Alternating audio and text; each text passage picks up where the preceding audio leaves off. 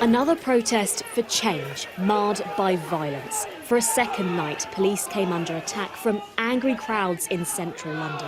Bottles and fireworks were thrown and bins set alight.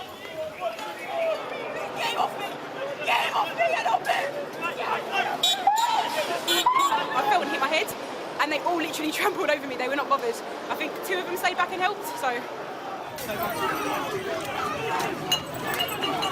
Pockets of disorder erupted early on and police had to run for cover.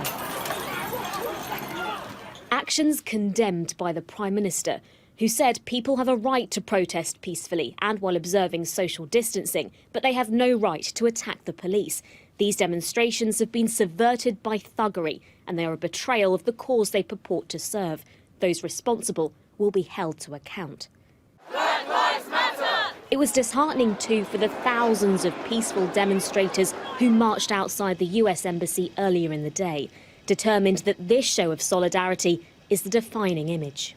This isn't a riot, this is just a protest, us speaking, because we haven't been able to speak for years. We've been oppressed, pushed down and pushed to the side, do you know what I mean?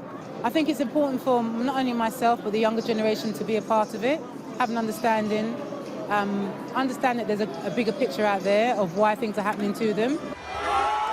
Demonstrators in Bristol also made their mark, ripping down and drowning a controversial statue of former slave trader Edward Colston, an act slammed by the Home Secretary.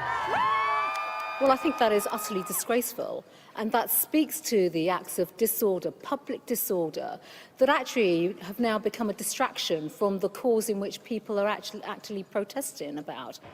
The statue of Winston Churchill also couldn't escape vandals.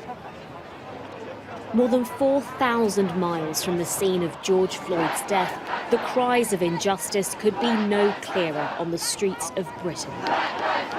But they may need to be louder to block out those who are tarnishing the movement. Ashna Harinag, Sky News.